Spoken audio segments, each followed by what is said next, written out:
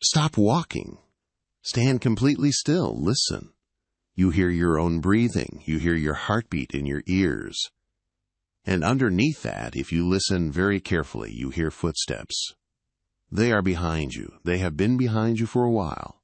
You did not notice them because they were matching your pace exactly. Step for step. Stride for stride. When you walked, they walked. When you sped up, they sped up. But just now, when you stopped, they took one extra step. That is what happened to the first person in tonight's video. The second person found their own campsite, rearranged by something that added a chair. The third person was guided to safety by a man in a cabin that does not exist. 3 people got lost in the woods. What they found while they were lost is the reason they are never going back. Getting lost in the Great Smoky Mountains is easier than most people think. The trails are well marked in good weather, but when the fog rolls in, and in the Smokies it rolls in fast and it rolls in thick, the world contracts. The trail markers disappear. The trees look the same in every direction. Your depth perception collapses because there is no background, no horizon, no reference point beyond about 15 feet. You are walking through a white wall, and you are trusting your feet to know where the trail is because your eyes have stopped being useful. That is where Connor was on an afternoon in late October when he realized he had not seen a trail blaze in over 20 minutes.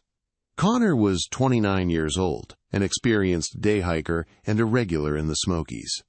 He had hiked this particular trail, a 7-mile loop near Clingman's Dome, at least a dozen times. He knew the route, he knew the terrain.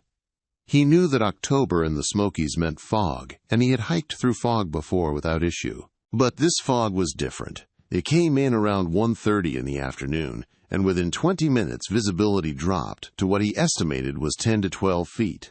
He could see the ground immediately around him, the base of the nearest trees, and nothing else. The canopy above him was gone. The trail ahead disappeared into white. He slowed down and started looking more carefully for the blaze markers on the trees. He did not find them. At some point in the previous 20 minutes, he had left the trail without realizing it. In fog this dense, the transition from maintained path to forest floor can be invisible. The trail was a packed earth surface through leaf litter. The forest floor was leaf litter over packed earth. The difference underfoot was negligible. He stopped. He pulled out his phone. No signal. He had a compass but no paper map, which he acknowledges was a mistake. He knew the general direction of the trailhead, so he oriented himself and started walking what he believed was southwest, back toward the parking area. After about 15 minutes of walking through the fog, stepping over roots and ducking under branches, he heard the footsteps. At first he assumed it was his own echo. In fog, sound behaves differently. It dampens. It reflects. It plays tricks. The moisture in the air absorbs high frequencies and lets low frequencies carry, so your own footsteps can sound like they are coming from somewhere else. He told himself that is what he was hearing, his own footsteps delayed and redirected by the fog. But then he noticed the timing. The footsteps behind him were not delayed. They were synchronized, exactly synchronized. When his right foot hit the ground, another foot hit the ground at the same moment. Not an echo, which would lag by a fraction of a second. A matched step. Stride for stride. Pace for pace. As if something behind him was watching his feet and placing its own feet at precisely the same instant. He sped up. The footsteps sped up. He slowed down. They slowed down. He changed his stride length, taking deliberately shorter steps. The footsteps behind him adjusted within 2 or 3 steps to match the new cadence. Then he stopped. The footsteps behind him took one more step. One single step past the moment he stopped. Then silence. He stood in the fog, not moving, not breathing if he could help it, and listened. Nothing. No movement. No breathing. No rustling. Just the sound of water dripping from the canopy and the muffled silence of a world that had been erased by fog. He started walking again. The footsteps resumed. Same synchronization, same precision, same distance behind him, which he estimated at about 20 to 25 feet. Close enough to hear clearly, too far to see in the fog. He stopped again. The footsteps took one extra step, the same single step past his stop. Then silence. He did this 4 more times over the next 10 minutes. Walk, stop, extra step, silence. Every time, the same.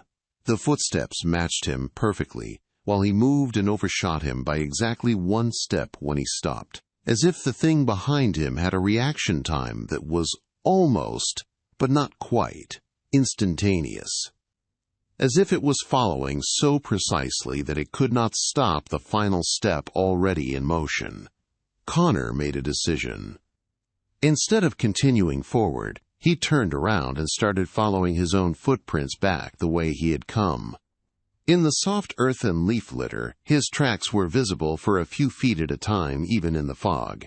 He figured if he could retrace his path, he might find the trail again.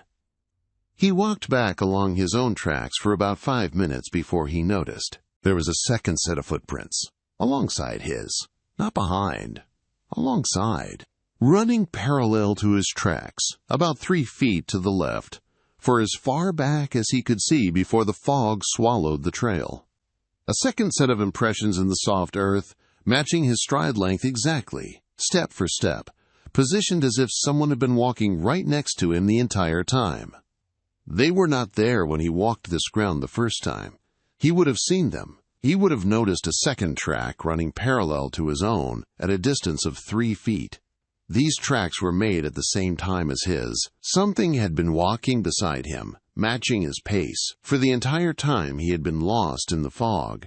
Not behind him, beside him. 3 feet to his left. The footsteps he had been hearing behind him were not the thing following him. They were a second thing. There were at least 2. Connor stopped looking at the ground. He walked as fast as he could without running, using his compass and his instincts, until the fog began to thin 20 minutes later and he found a trail marker. He was back on the loop trail about 1.5 miles from the parking lot. He reached his car without stopping.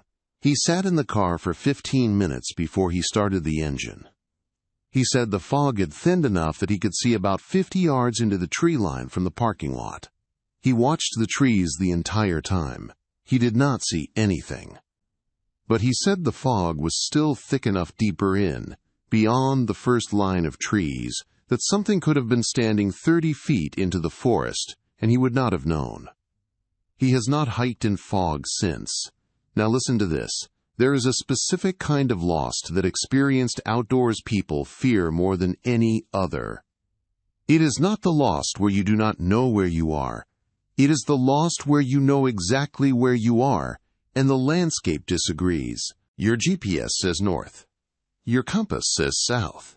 You are standing on a trail you have walked before, but the creek that was on your right is now on your left. The sun is in the wrong part of the sky. You recognize every individual tree, and none of them are in the right place.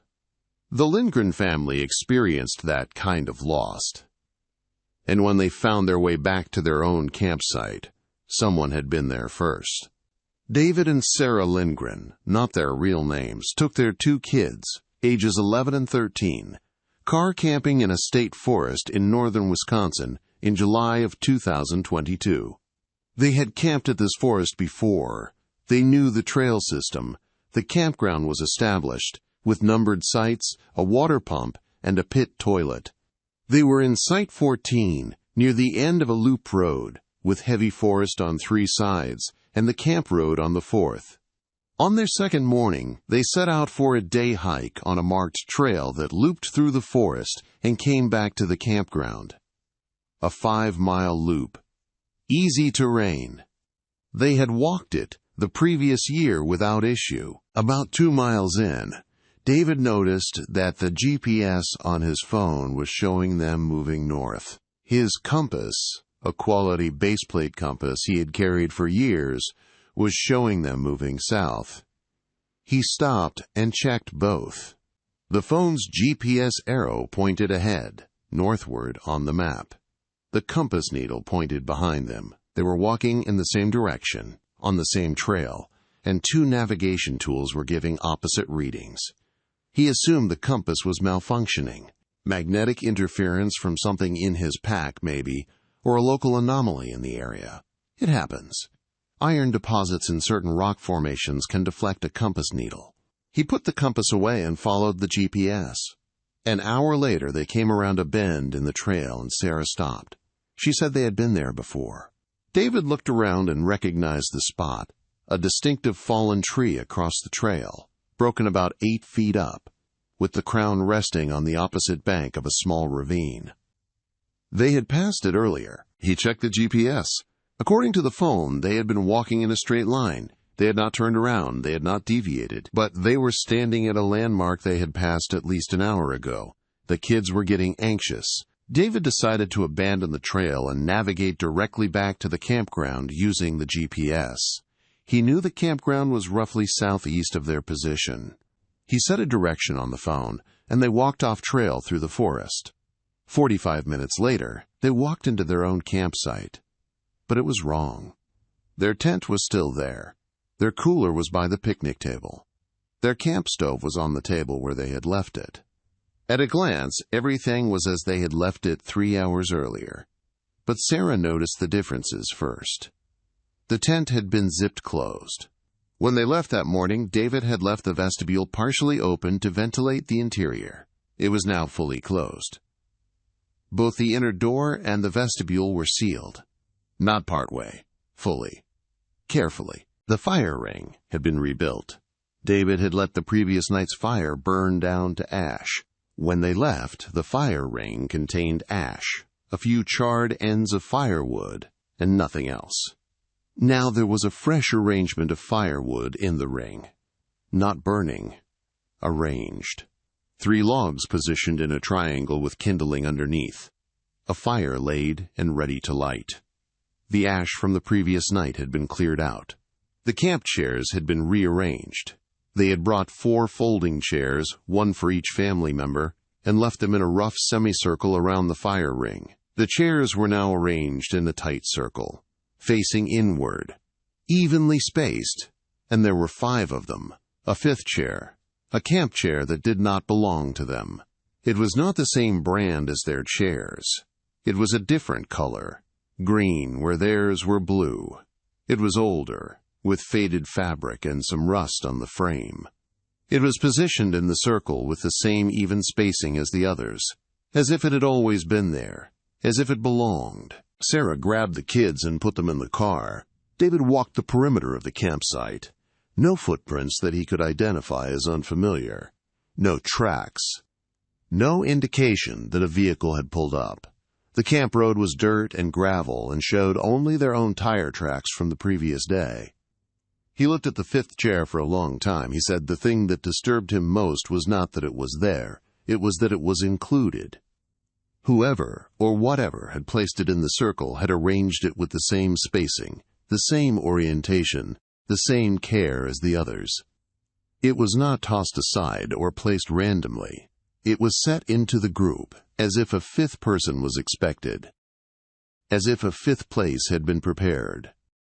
They packed up and left within 20 minutes. They did not take the 5th chair. David said he did not want to touch it. On the drive out, the compass on his dashboard read correctly. North was north. South was south.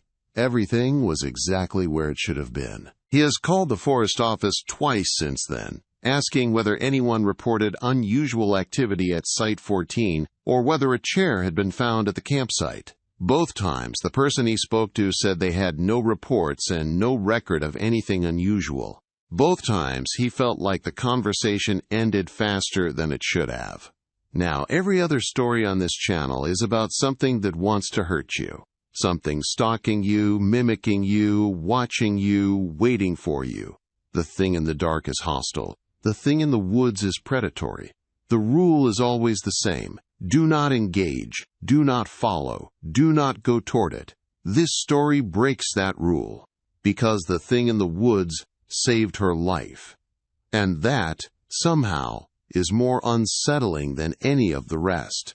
The woman who submitted this story asked us to call her Maria. She was 34 years old at the time, an experienced solo hiker, and comfortable enough in the backcountry that she regularly did 10 to 12-mile day hikes alone in the Colorado Rockies. She knew the risks. She carried the right gear. She told people where she was going and when to expect her back. In September of 2020, she was hiking a trail in a national forest outside of Silverton, high country, above 9,000 feet.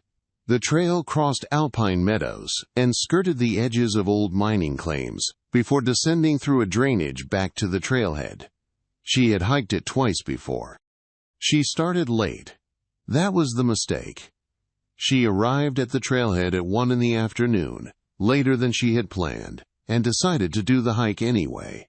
In September, at that altitude, the sun sets around 7, and the temperature drops fast after that. She had about 6 hours of light, and the hike typically took her 5.5. Tight, but doable. The first 4 hours were fine. She was making good time. But around 5 o'clock, she missed a junction. The trail split at a point where a mining spur diverged from the main trail, and she took the spur without realizing it. The spur climbed along a ridge before ending at an old mining claim. She realized her mistake when the trail ended at a collapsed adit and a rusted ore cart. She turned around, but the light was already going. By the time she made it back to the junction, the sun was behind the western ridge, and the trail was in full shadow. She had about 30 minutes of usable twilight, not enough to finish the hike. And the temperature, which had been in the mid-50s, was dropping fast. She could see her breath. She had a headlamp. She had a jacket. She did not have overnight gear. She assessed her options. She could try to hike out in the dark, on a trail she was no longer certain she was following correctly. Or she could stop for the night, stay in place, and wait for daylight. Neither option was good. She decided to try to hike out. She put on her headlamp and started walking what she believed was the trail down the drainage toward the trailhead. 20 minutes later, in near total darkness, she was lost. The headlamp beam showed her trees, rocks, and ground cover, but no trail. She had walked off the path at some point in the transition from twilight to dark, and she could not find it again. The terrain was steep. She could hear water below her, which meant the drainage creek, which meant she was too high on the slope. She needed to descend. But descending in the dark through rocky, uneven terrain at 9,000 feet with no trail was how people fell and broke ankles, or worse. She stopped. She was cold. The temperature was now in the low 30s and dropping. She had a fleece jacket and a windbreaker. Not enough for a night at this altitude. She was not yet in danger, but she would be within a few hours. Hypothermia in these conditions, for a person who was not moving, was only a matter of time. That is when she saw the light. Below her, through the trees, maybe 200 yards down the slope, there was a warm light, not a flashlight, not a headlamp, a steady, warm, yellow-orange glow, the kind of light that comes from a window. A cabin window. Maria said her first reaction was overwhelming relief. A cabin meant people. People meant warmth, directions, possibly a vehicle. She started making her way down the slope toward the light, moving carefully, using her headlamp to navigate the rocks and fallen branches. It took her about 15 minutes to reach it, and it was a cabin. Small, one room from what she could tell, rough-cut log construction. A peaked roof with what looked like a metal chimney pipe. The light was coming from a window on the side facing her. There was a door on the front, facing slightly downhill. The cabin looked old but maintained, not abandoned, not collapsing. The door frame was straight. The window glass was intact. There was a thin line of smoke from the chimney. She walked to the door and knocked. A man opened the door. She said he was older, maybe in his 60s or 70s. Weathered, dressed in layers, work clothes, not hiking gear. He looked at her without surprise, as if he had been expecting a knock. He did not speak. Maria said hello. She said she was lost. She said she had missed the trail and did not know how to get back to the trailhead. She asked if he could help her. The man looked at her for a moment. His expression was not unfriendly. She said it was not really an expression at all. It was neutral, calm, attentive, the way a person looks at you when they are listening very carefully but have no intention of responding. He did not say a word. Then he stepped out of the doorway, turned to his left, and pointed. He was pointing down the slope, through the trees, along a line that angled away from the cabin toward the south. Maria looked where he was pointing. In the beam of her headlamp, she could see the beginning of a trail, a narrow path, clear of brush, leading down through the trees in the direction he indicated. She turned back to thank him. He was standing in the doorway, watching her, with the same neutral expression. She said, "Thank you." He nodded once. Then he stepped back inside and closed the door. She heard no lock, no footsteps inside, just the quiet sound of the door closing. She followed the trail. It was narrow but clear, easy to follow even in the headlamp light. It curved down the slope through the trees, crossed the creek on a set of flat stones, and connected to a wider trail that she recognized. Within 10 minutes she was on the main trail. Within another 10 she was at the parking lot. Her car was the only vehicle there. She sat in her car, heater running, shaking from the cold and from something else, and tried to process what had just happened. A cabin, a man, a trail. She was safe. She drove back to Silverton. She slept. The next morning, she went to the ranger station. She told them she had gotten lost and that a man in a cabin had pointed her to a trail that led her back to the trailhead. She wanted to thank him. She wanted to know who he was. The ranger looked at her with an expression she could not read. He asked her to describe the location. She did, as precisely as she could, using the landmarks she remembered. The mining spur, the drainage, the approximate elevation. The ranger listened. Then he said there were no cabins in that section of the forest. No permitted structures. No mining claim residences. Nothing. Maria said she had stood at the door. She had knocked on it. A man had opened it. She had seen the interior. She had seen smoke from the chimney.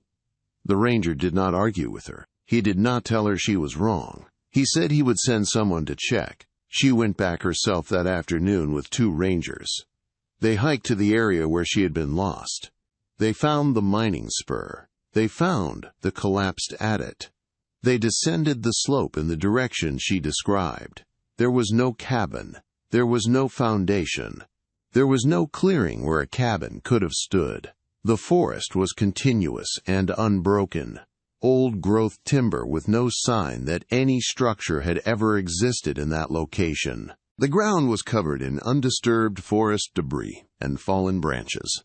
No chimney pipe, no log walls, no window, nothing. There was no trail. The path she had followed the previous night, the one the man had pointed her toward, the one she had followed for 10 minutes down the drainage to the main trail, was not there. The terrain was steep, rocky, and covered in dense brush. There was no cleared path, no stepping stones at the creek crossing, no connection to the lower trail. If she had tried to walk that route in daylight, through the terrain as it actually existed, it would have taken an hour of difficult movement through brush, not 10 minutes on a clear trail. One of the rangers stood at the spot where Maria said the cabin had been. He looked at her. He did not say anything for a long time. Then he said, very quietly, she was not the first person to tell them this. She asked what he meant. He said someone had reported a similar experience in that drainage about 5 years earlier. A lost hiker. A cabin. A man who did not speak. A trail that led to safety. When they checked the next day, there was nothing there. Maria asked the ranger what he thought the cabin was. He said he did not know. He said whatever it was, it brought her home. She still hikes. She still goes to Colorado. She has never gone back to that drainage. But she told us that sometimes, when she is on a trail at dusk and the light is fading, she looks for the glow of a window through the trees, not because she wants to find it, because she wants to know that it is still there, helping someone, even if she never understands what it is. And the next time you are lost in the woods at dusk and you see a warm light through the trees, there is no easy answer for what you should do. She followed it, and she made it home,